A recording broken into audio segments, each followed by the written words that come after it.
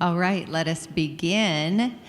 A welcome to you and a welcome to those of you who are with us live streaming this morning or going to watch this class later on in video. We're so glad you're here. This is the second week we get to have Dr. Christy Cobb with us. Last week she did a wonderful job teaching us about gender and sexuality in the Gospel of Luke, and this week, gender and sexuality in the Acts of the Apostles. So we're delighted to have her. Christy, Dr. Cobb, is a professor of New Testament at University of Denver. So we are lucky to have you, and thank you for being with us again.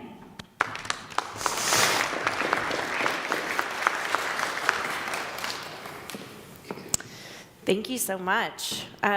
So I will give a little recap just in case, the week and daylight savings time has, you need a little reminder of what I talked about last week.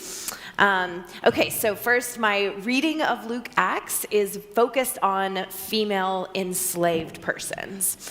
And there are 3 in Luke Acts that specifically are given the title pataske in the Greek, which means little girl, but in this context doesn't necessarily mean they were young. It was a sort of sometimes demeaning way of referring to enslaved persons. So I'm looking at them as enslaved women, and because we don't really know their age in these 3 texts. So the first one is the one I dealt with last week, which was Luke 22, and it's the first person who questions Peter at his denial. And the second one and the third one I'll talk about today. And so this is Rhoda, who answers the door to Peter in Acts 12, and then in Acts 16, the prophesying slave girl who follows Paul and Silas in Philippi. And the way that I approach these 3 texts and these 3 characters is threefold. So the first is a feminist lens. So I look at the characters and I'm really sort of trying to give them voice, give them agency, let them step out of the narrative and vocalize their truths. The second way is through literary theory, and I use specifically Mikhail Bakhtin's work. And then the third is I try to situate them historically in the Greco-Roman world. So I do this through funerary monuments as well as just considering the historical context. And so using these 3 strategies, I argue that the 3 enslaved women are truth tellers in Luke and Acts. And they're used to vocalize truth, and they also vocalize some of Luke's theology throughout Luke and Acts. So it changes our perspective of reading these 2 books by looking at them through these 3 characters.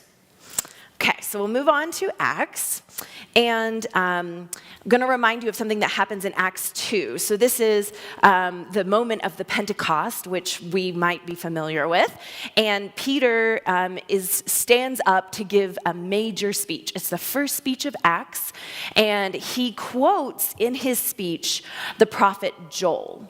And when he does this, he vocalizes Joel's prophecy, and he implies that Joel's prophecy is coming true in this moment of Pentecost where the Jesus followers have been gathered in Jerusalem.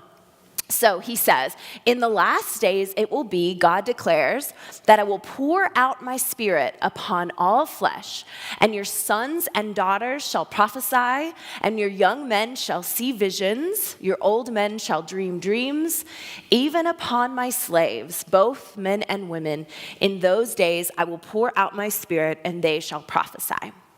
And so this verse is really, I feel like it's very important to the beginning of Acts, but the problem is that many people, when reading the rest of Acts, don't see this as coming true because there's not many female characters in Acts. There's not many enslaved persons. There's a couple here and there, especially men, that will become a Jesus follower or a member of the way. But not many scholars had paid any attention to female slaves. And so the 2 that I'm going to talk about today, Rhoda and the enslaved fortune teller in Philippi, I'm going to argue fulfill this. that they are two enslaved women in Acts. They're often read, people don't pause and read their stories closely. They're just most people sort of read past them or gloss over them. But I think they fulfill this passage, that they are women who prophesy and enslaved persons who prophesy. So that's what we'll see in Acts. So the first one is Rhoda. I'll be honest here, she's my favorite. She is the reason that I wrote this book. I sort of discovered her, and when I did, I read all the other literature out about her, and everyone sort of was like making fun of Rhoda or not taking her seriously, and I was like, no, I want to. I think Rhoda is just this really fascinating character. So let's look at her story. This is chapter 12, and what has happened just previous to this is that Peter was in prison, and he escapes. He has a miraculous escape from prison, and this is in Jerusalem. And the angel basically drops his shackles and frees him from prison. But then the angel disappears, and he's on the streets, like a fugitive. And so he has to go somewhere. He walks through the streets of Jerusalem. He chooses to go to the house of Mary, not Mary, the mother of Jesus, a different Mary, and where a house church is meeting. Basically, an early group of believers is meeting. So Peter goes into the house of Mary, the mother of John, whose other name was Mark, where many had gathered and were praying. He knocked at the outer gate, and a slave girl named Rhoda came to answer. On recognizing Peter's voice, she was so overjoyed that instead of opening the gate, she ran in and announced Peter was standing at the gate. These are the Christians inside who are praying, said to her, "You are out of your mind." The Greek here is literally crazy. You are crazy. But she insisted it was so. And they said, nope, it can't be, it must be his angel. They're assuming he's died, and this is his angel coming. Meanwhile, Peter continued knocking at the door. He's still outside, running after escaping from prison. So he's out there, and he's still knocking. And when they opened the gate, they saw him, and they were amazed. He motioned to them with his hand to be silent and described for them how the Lord had brought him out of the prison. And he added, "Tell this to James and the believers," and then he left and went to another place. So what is interesting, there's a couple of interesting aspects about this story. First we have a house church that seems to be led by a woman. Don't we? We have a female-led space where believers are meeting, gathered there to pray, and praying for the release of Peter. We also have a slave church, a house church led by a woman with a slave working there.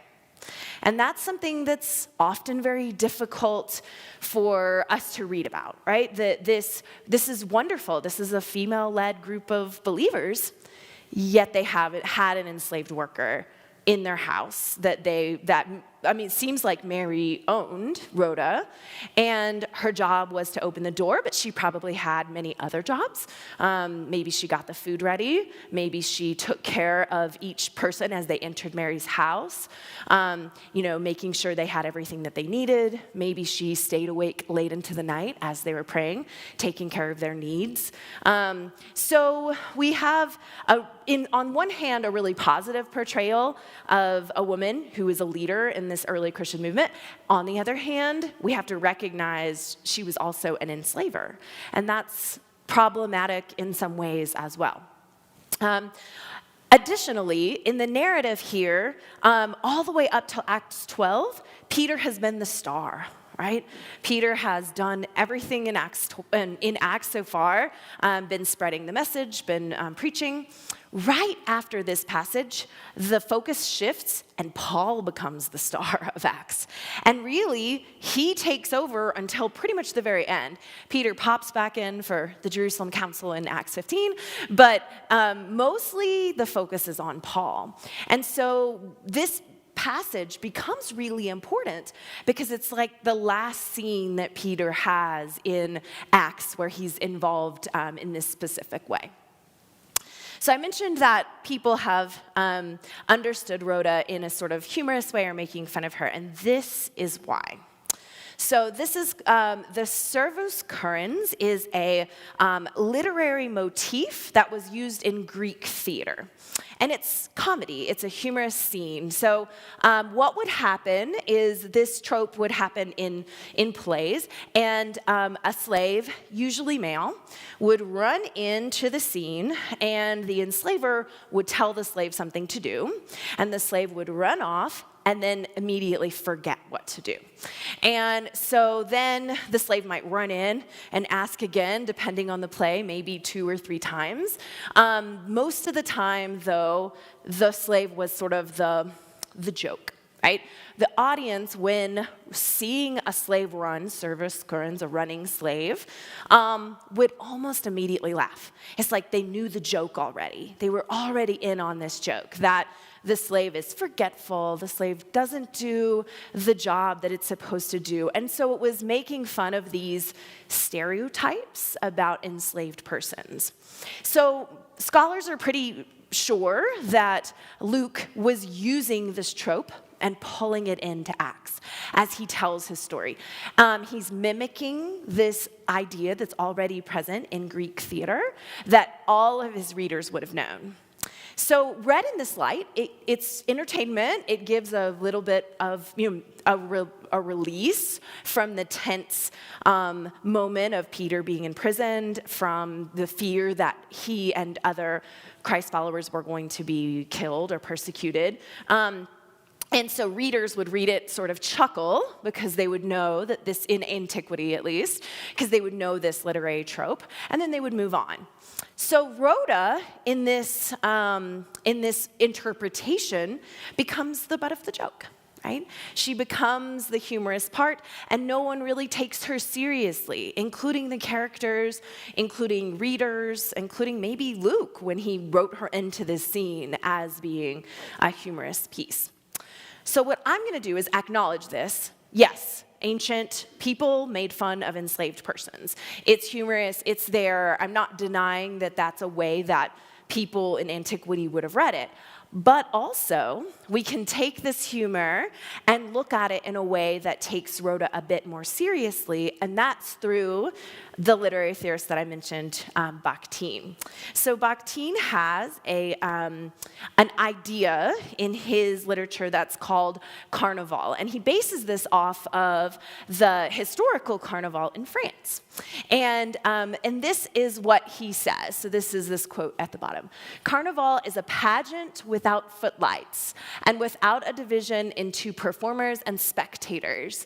In Carnival, everyone is an active participant. Carnivalistic life is life drawn out of its usual rut. It is, to some extent, life turned inside out. And so in these moments, what would happen is that enslaved persons, for a day, would get to pretend to be a king or pretend to be in charge. There's an overturning of hierarchies. The king would often dress as an enslaved person or as a jester, sort of making fun of himself, perhaps. And in this moment of carnival, it was just fun, laughter, enjoyment, and this overturning of hierarchies. And some scholars have suggested that day, one day a year, that they get to do this, gave enslaved persons a moment of, sort of a moment that they got to step out of their roles and make fun of people in higher social statuses than them, and then that actually functioned to solidify the hierarchies because they had a moment of sort of playful teasing, and they were allowed to experiment in this kind of way. And then they, the very next day, had to go back to their normal roles, right? So Bakhtin looks at this and says, we have moments like this in literature. We have moments where hierarchies are overturned just for a moment, and then things return back to normal. But he also says those moments can be really inspiring for readers, for characters, that these moments reveal to us the hierarchies. We see the division of enslaver and enslaved, or of royalty and commoner as they're overturned within a carnival. So when he writes about this, he says, here's the things you look for. He calls it Carnivalesque literature. So you look for a few things to see if it's carnival. An impending transition or crisis. And so I'll pause. Remember, in Acts 12, we have this moment where it's going to shift from Peter to Paul. We have a shift from the setting being in Jerusalem to the move of Christianity to the broader Mediterranean world. We certainly have a moment of transition at the end of Acts 12. And crisis, that these early, the main characters, Peter, Paul, were being imprisoned, being threatened to be killed for their faith. The second one are elements of humor that incite laughter. We've already sort of talked about the humor of Acts 12 and the way that people would have immediately seen Rhoda and knew what they were supposed to think about her. The inclusion of a feast, and right before in Acts 12, there was a feast happening in this setting, and so we have that as well. And then opposing characters, settings, and ideas that are set against one another in this way, which I think we also have in Acts 12. And then the suspension of hierarchies, and so I'll talk about that part in just a minute. So in Acts 12, we see... Here we go. The feast, this is the festival of unleavened bread, is mentioned in 12:3. So we've had a feast, we've had dinner, right? We have the humor.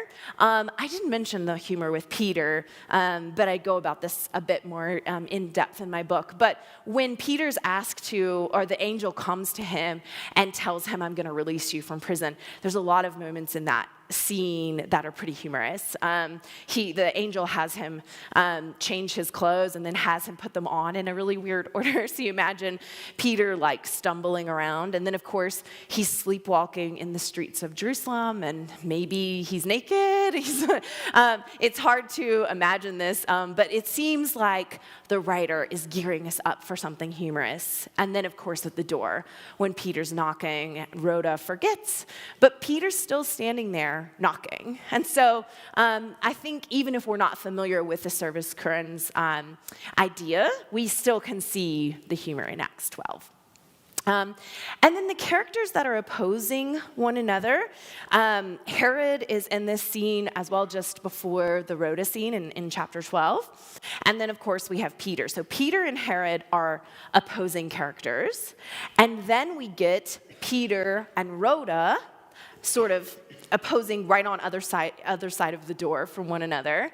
And then we get Rhoda with the Christians that are praying. So Rhoda says, Peter's alive. He's at the door. And the whole group of believers are like, you're crazy. You're out of your mind. And so we have several sets of opposing characters in this one scene. And the hierarchies are overturned when Rhoda proves out to be right.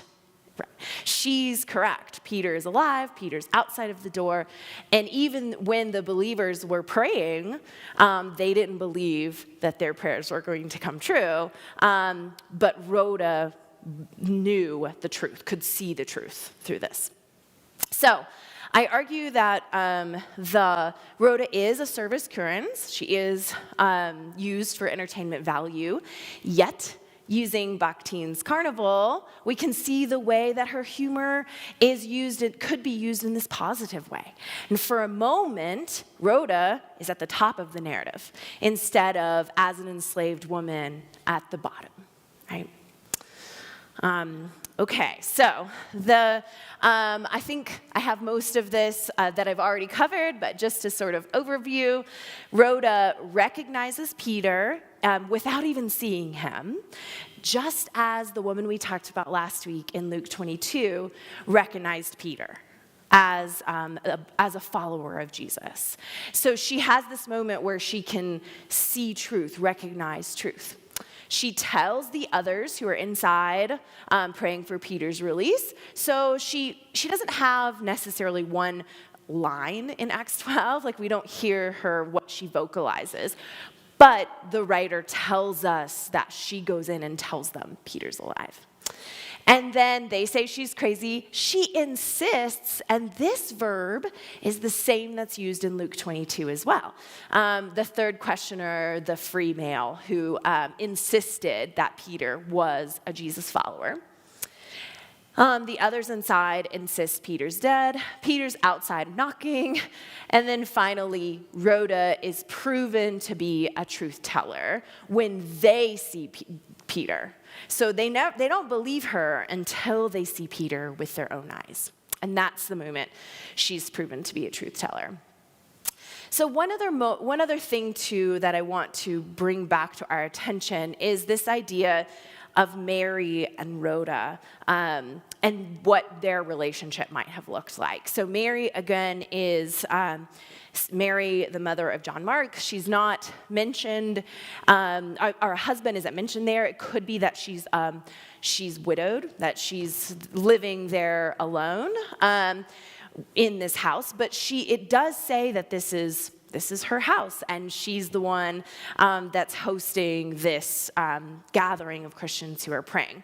So we can think of her in this really positive light, this example of a woman who's leading a house church.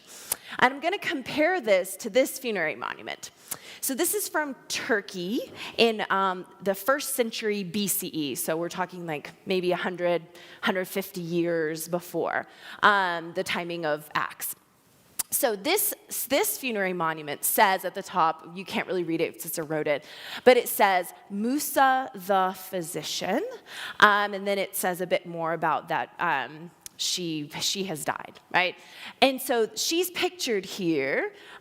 She's a doctor. She's a physician.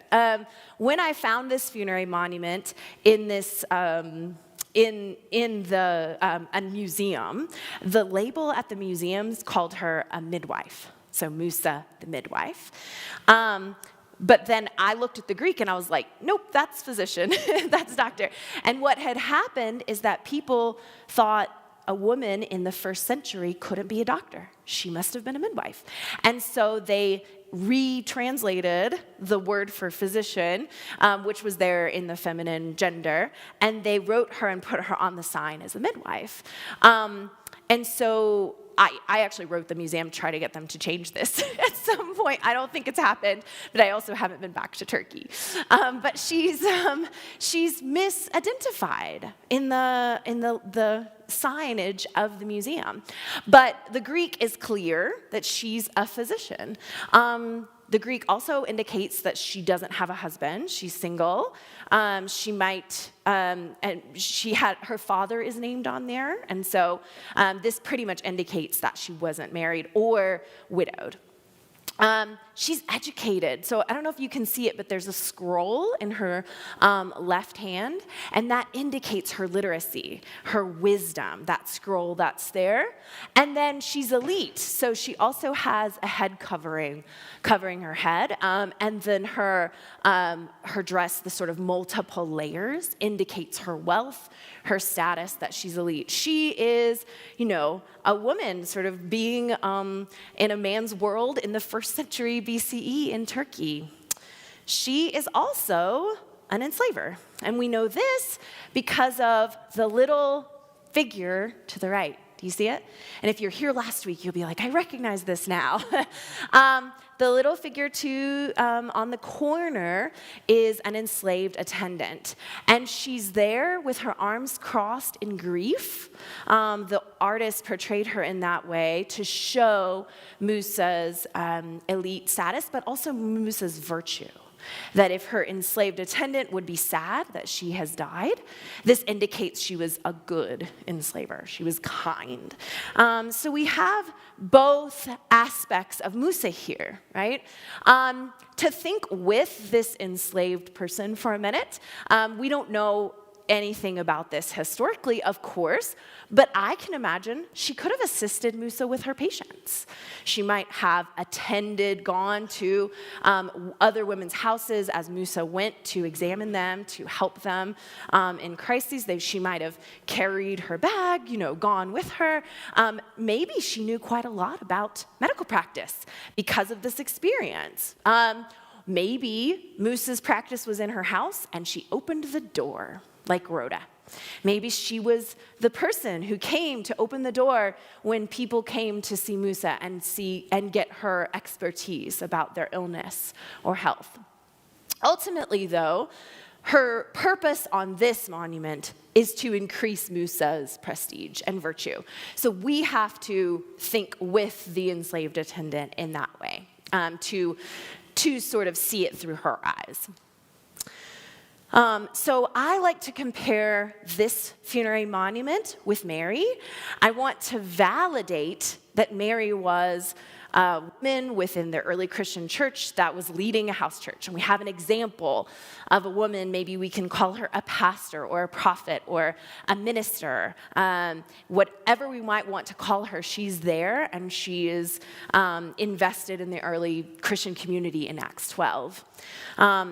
And also, she was an enslaver. Rhoda is pictured there, is named. Rhoda means rose in Greek. This idea that she is present and there and an enslaved person is not unusual, though, right? This would have been present in many early Christian households and probably in many early Christian house churches as well. And so I think it's difficult, but I think there's a way we can hold both together. That we can hold the idea that Mary and Musa are, empowered women in a time in which that was difficult. And they functioned in leadership positions. They inspired others. And also, it's troubling that we have also that they're enslavers. That we have this still opposing hierarchy that's happening there. All right, so finally, Rhoda is a truth teller. So we're going back to Acts 12 here. So the moment of Acts 12 is this transitional moment in the text of Acts where the reader is going to forget Peter and turn their emphasis on Paul for the rest of Acts all the way till chapter 28. And so when we view Rhoda through this lens of feminism and Bakhtinian carnivalism, what we can have is a moment where Rhoda is used in the text to overshadow Peter. So she's at the door, Peter is being made fun of, and she emerges a truth teller. So for one tiny moment, we have an enslaved woman who speaks the truth at the door of the house church of Mary's house, and Peter, who's sort of being made fun of, is outside knocking, running from the law, all these moments, and Rhoda also is opposed against the believers inside who don't believe her, who call her crazy. But she emerges as the truth teller. She has a moment of sort of in the limelight of Acts. She's proven right. And so my argument is that Rhoda, when we shift our focus, she's vital to the text of Acts. She is not just someone to be made fun of and to laugh at and to move past, but she's a truth teller who is vitally important to the context of Acts. Okay, so let's move to the final enslaved pataske or slave girl in Acts, which is Acts chapter 16. So this text is focused on Paul. So we're one of these many texts that's focused on Paul, along with Silas and maybe some other people. This is one of the wee passages in Acts that indicates that there were multiple people traveling with Paul. The writer almost wants to include himself in these journeys. So one day, as we were going to the place of prayer, they are in Philippi, which I'll talk about in a minute. We were going to the place of prayer. We met a slave girl who had a spirit of divination and brought her owners a great deal of money by fortune telling. While she followed Paul and us, she would cry out, "These men are slaves of the Most High God, who proclaim to you a way of salvation." She kept doing this for many days. But Paul, very much annoyed, turned and said to the spirit, "I order you in the name of Jesus Christ to come out of her." And it came out that very hour. So this very short text, there's kind of a lot we can talk about. So first I'm going to take you with me to Delphi in Greece. This is where an ancient woman that we call Sibyl lived. She was the Delphi Oracle. And you'll see on the right this sort of artistic depiction of her. She's sitting on a three-legged stool, and a man has come to her and is asking for advice. And so in the world of antiquity, this is Delphi. We don't know exactly where she might have sat, but some people suggest this space where there's a circle in the middle. So in antiquity, if a man was trying to make a very difficult decision, he might travel all the way to Delphi in order to visit the oracle, in order to ask her advice. And we see this in a number of ancient stories. She pops up a number of places. And there was not just one Delphi Oracle. There were a number of them, and they were often enslaved. So if they became a Delphi Oracle, there's usually several of them that might rotate in and out, and then maybe some would go out of service and others would kind of come back in from what we see. They would sit here, and then powerful men, would come, and she would tell them the truth. She was an ancient truth teller. She would give them advice, often in poetic forms, it seems. She would often get them to also see the truth themselves, and to recognize what they needed to do in a certain situation. I have two more pictures here. This on the left is the temple of Apollo. So she was seen as working for the god Apollo in his temple, and she was using Apollo's basically divine energy to tell the truth. And so she was a worshiper or a goddess that was working through Apollo. And this is I love this picture because it sort of shows her in this mysterious way. This is an artistic rendition of Sibyl, or the Delphi Oracle. So just to show you where we are in context, so Philippi is up at the top of my map, and Delphi is down here at the bottom. So and of course, in Acts, Paul travels by sea quite a bit. And so the idea that we might have someone, maybe this enslaved woman, is a part of the Delphi Oracle tradition. And if she had come from there up to Philippi, this is really not that far, right? This is a place where word about the Delphi Oracle would have traveled. Okay, so let's go back to Acts 16 now. So if we look at this text and we say, we're looking at where she's defined. A slave girl, this is Pataske, who had a spirit of divination. So that word in the Greek is actually spirit of a python. And when we hear that in today, we're like, what could that mean? A spirit of a snake? But in the ancient Greek world, that word python would have signaled Apollo. because there were some Greek myths that associated Apollo with killing a python.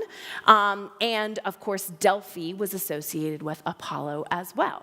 So the spirit of a python, and she brought her enslavers a great deal of money through fortune telling. The fortune telling here is another translation in the Greek that's sort of difficult. I like to translate it belly talker.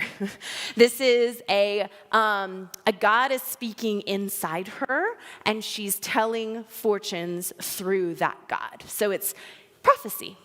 But in the idea of the spirit of the python and Apollo, she might have been speaking through Apollo or through a god within the Greek pantheon as she did that belly talking, this fortune telling. And then also, finally, it says she makes a great deal of money for her enslavers. So what we might imagine is that her enslavers have sort of let her wander the streets of Philippi, and people might pay her to tell them a prophecy about themselves, or tell them their future, or ask her advice. She takes the money, but it's not hers, right? She has to take it back to her enslavers and give that money to them.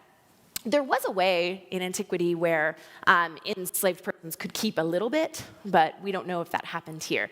We do know that later her enslavers are very angry about this, that at Paul, because Paul took away their ability to make money. Okay, so common interpretations about her. Most interpreters, if you turn to any Acts commentary, almost everyone is going to say she's got an evil spirit. She's unclean, she's possessed by a demon, and that's what she's doing in the narrative.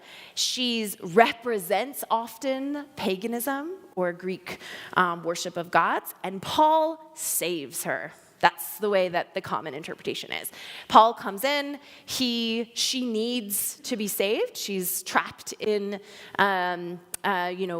with this unclean spirit or being possessed, and that Paul exorcises the spirit out of her, just like Jesus did in the Gospels.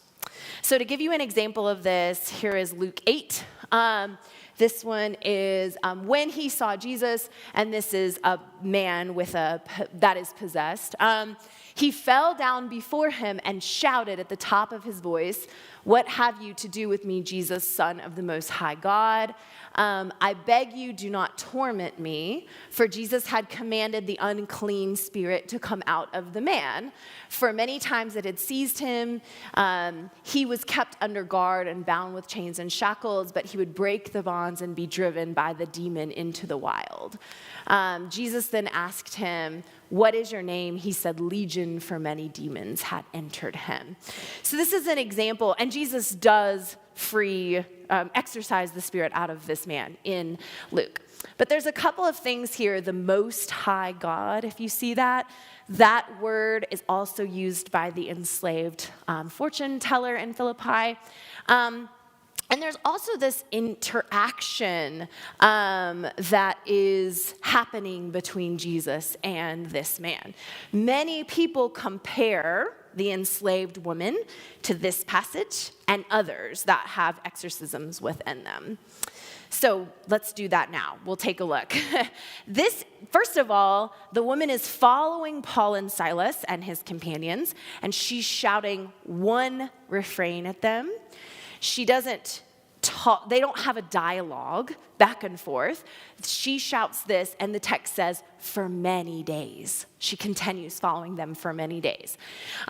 These men are slaves of the Most High God who proclaim to you a way of salvation. So that's what she says over and over and over again. And this is often compared to the man previously in Luke 8 who says that Jesus is Son of the Most High God. What I see in this is that she's vocalizing truth. Her prophecy is full of truth in three ways. So here are the three truths in her statement. First, Paul and Silas are slaves to the Most High God. So if you've read Paul's letters recently, you will remember that Paul himself calls himself a slave to the Most High God. So he is not, in my view, actually enslaved, but he views himself metaphorically as enslaved to God because he is doing everything that God asks him to do, just as a good enslaved person might do. So he's using that metaphor, and she's tapping into that. But additionally, in the next section of Acts, Paul and Silas are thrown into jail and are whipped and beaten for the act that happened with the enslaved woman.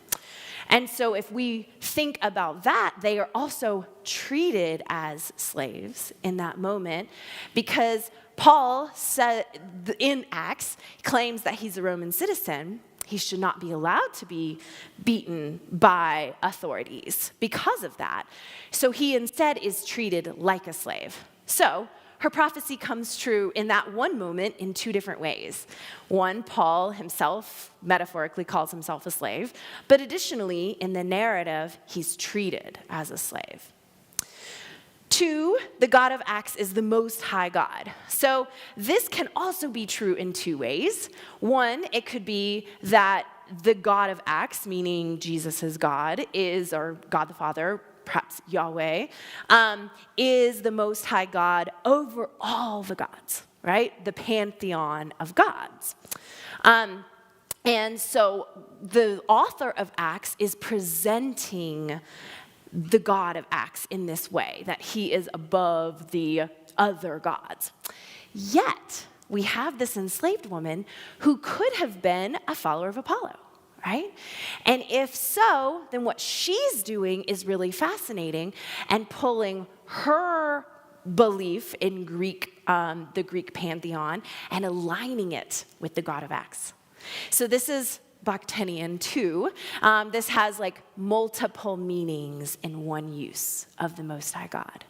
So in this way, God of Acts could be, it could be Apollo and Jesus is God, and maybe Zeus, maybe a number of different gods can be functioning in this way. So when she says Most High God, she's incorporating language of the Greek pantheon, as well as language of perhaps ancient Judaism within this context. And then finally, the way of salvation. So we know that in Acts, Christianity isn't called Christianity yet. It's called the way. And she uses that language in her statement. You're preaching the way of salvation. And that word way is not just her language, that's Lucan language for this early Christian group, right? So she has three truths in her one statement. I want to leave time for questions, and so I'm going to skip this, but this is where Paul and Silas are beaten. And so it's Acts 19 through 24 in chapter 16. But let's get to the end. Is this the end of her story? So first of all, she disappears. We don't know what happens to her. Her enslavers come in. They're super angry. They want Paul and Silas to be arrested, but they don't tell what happens to her after this. She doesn't seem to have converted or follow in Paul's ministry, like when Lydia, who is another woman who seems to follow Paul's ideas and Paul's message. Lydia then joins the group, and Lydia's there and present, gets baptized. Lydia probably has slaves too, and has them baptized. But this woman doesn't show up again. She disappears. So it doesn't seem like she's following them. But another part of this is that she doesn't get freed either. The text doesn't say that Paul demands that she be freed from slavery. It says that she loses her ability to do her gift of telling fortunes or prophecies. And so if we think historically, this is not a good thing for an enslaved person to lose their ability to do their work. This was her main work for her enslavers. So she could have been punished for this, even though she didn't necessarily, ask for this. She could have been tortured. She could have been sold to worse circumstances. There's many other options that would have been worse than this life for an enslaved woman. And so we don't know the end of her story. I tend to want to give her this place in the narrative where she has this moment of truth-telling, and I believe that she does. But also, after that, she's still enslaved, and we don't have freedom for her. We have the moment where she is telling the truth. But I want to acknowledge that in this scene, it might be that she has to go back to an enslaved life that might have been even worse than the previous one. Yet, she's an enslaved truth teller. So she follows Paul and Silas from the outside. She's an outsider. She speaks words of truth, and her words of truth can even be sort of even more than Rhoda, like true in multiple contexts. So the fact that people who were followers of Greek religion might have understood her vocalization of truth, and might have agreed with it as well. And then finally, her prophecy comes true. She's an effective prophet and truth teller because her prophecy comes true when Paul and Silas are treated as slaves. Okay, so my conclusions for all three enslaved women in Luke and Acts, they are present at really important moments in the narrative.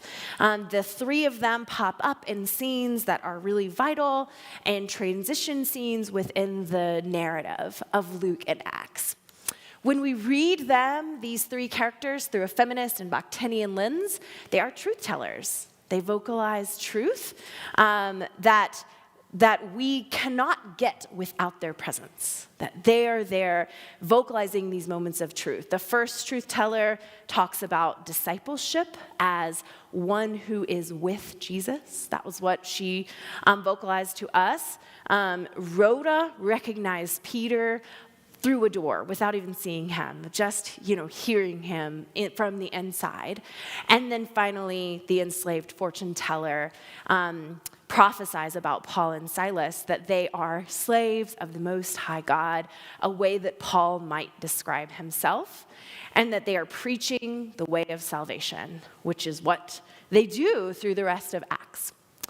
And then finally, this reading enhances Luke Acts, I think, as it gives us this, it pulls marginalized voices to the center. It allows them to speak and to be empowered in these moments of sort of overturning hierarchies within this story. Okay, I will stop here, and I'm eager to hear any of your questions and engage in your dialogue. Last week you had such good, insightful comments, so thank you.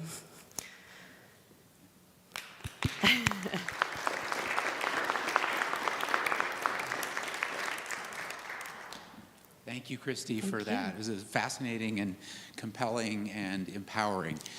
Clover's going to have to leave a little early, so I'm taking over the mic.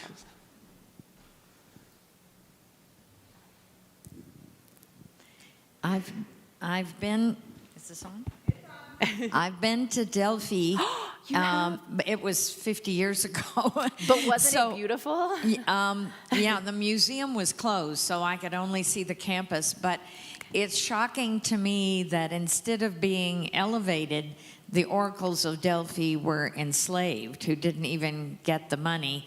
They were paid, and is that because they were women, or if you can expand on that? Yes, definitely. So I will first say that scholars are not completely sure all of them would have been enslaved. So there are some scholars who think maybe they were elite women, but the idea of giving up your life and going to live in Delphi, that's one that many elite women wouldn't have necessarily wanted to do. right? And so people have wondered if if they were a group of enslaved women living together, but then had these moments of power when they were able to. But as far as the money goes, yes, they would have been given a place to live, and they would have been in comfortable living. So in comparison to other enslaved persons. But even, yes, the money would have gone to the upkeep of the Temple of Apollo in that area, and also sort of taking care of all the many visitors that came in. But we don't think that the Sibyl, whether enslaved or free, would have been rich from that practice, unfortunately. I wish we knew a bit more about them. What we know about them is from the men who come to visit them, right? We know from that side of the story, and so we have to sort of, piece it together. But even if they were free women, Sibyl, they could have also had enslaved workers, or they would have had enslaved workers there. So my imagination here is that this enslaved person is coming from Delphi because of the Python reference in the Greek. And so she might have been a previous Sibyl who's out of work, or maybe she worked at the temple as an enslaved worker and then was sold, but was recognized or knew the practice of belly talking or fortune telling from Delphi. Yeah, so it's the spirit of divination is how it's often translated in your English Bibles, right? And it really says pneuma python, which is spirit of the python. But if we translate that into English, that won't mean much to us, right? Without a footnote. But most of the time, your Bibles might have a footnote that says that, so you can look it up to see. Yeah. I'll add while he's walking, Delphi, to me, is such a beautiful space. And you can imagine why people in antiquity might have gone there, right, to seek, when they were confused or wanted questions. Yeah. So I was wondering if every enslaver was portrayed as kind or virtuous? Oh, great question. So the enslavers, no, so many enslavers were portrayed as horribly mean and violent, and had reputations for this. Especially when it comes to gender and slavery, many women wanted to be portrayed as kind and virtuous enslavers. This also happens in the history of the American South, by the way, that women who are Christians and are enslavers would say, we're kind, we're doing this we're taking care of our slaves. And so this, in a very similar rhetoric, happens in Greek. But no, not everyone was, but after death, if you died, they would want you to be portrayed as virtuous. So we should read that with suspicion. Does that make sense? We should recognize that even though the gravestone portrays them as kind, that might not have been the full reality for enslaved persons. Great question.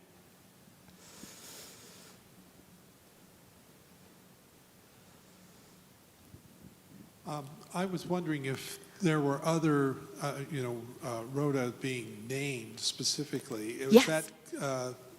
Were other slaves recognized with a name?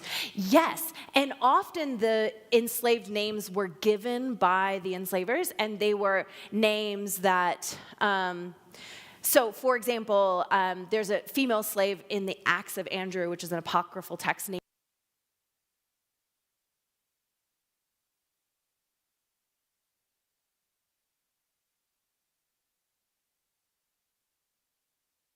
How about now? Can you hear me? Okay. So her name is Euclia, which means good luck. And so good luck was often a name. I haven't written this to publish it yet, so no one steal my idea. But I think Eutychus in Acts, who falls out the window when Paul preaches too long of a sermon, I think that's a slave name, Eutychus, which means something like good, maybe good person, something along those lines. And so, yeah, many enslaved persons were given these, Onesimus in Philemon, which just means useful. So their names were often names that were like Rhoda, Rose, or good luck, or good person, or useful. So we imagine that they might have had different names, right? That this is a name an enslaver gave them and the name that the text uses, but it might not have been their official name because they were often names that signified their worth in terms of their work. Yeah, good question.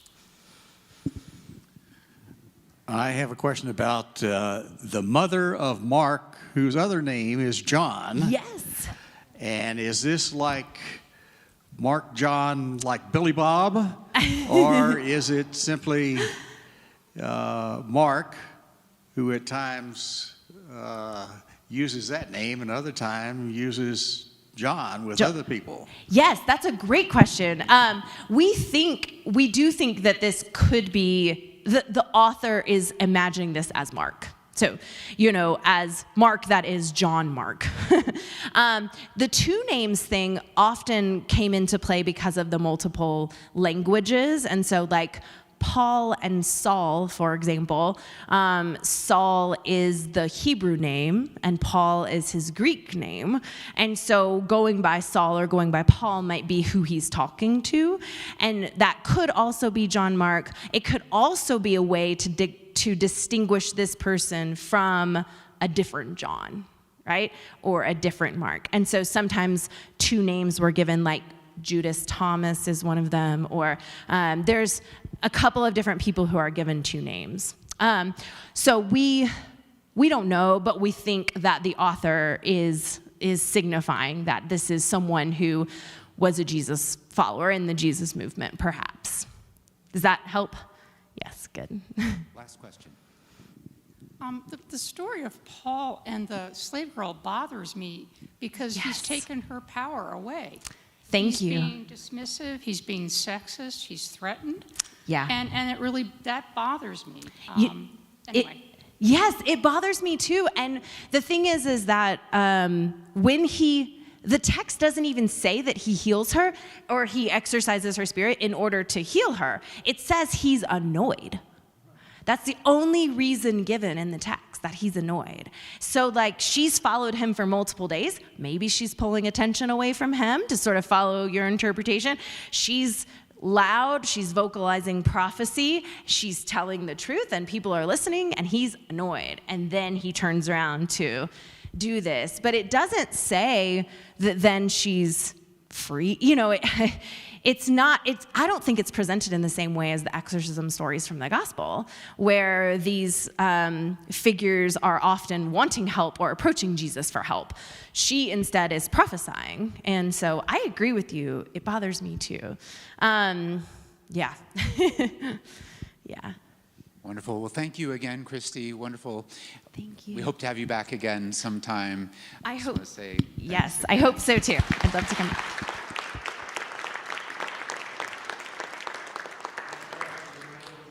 Two upcoming in our series on the New Testament.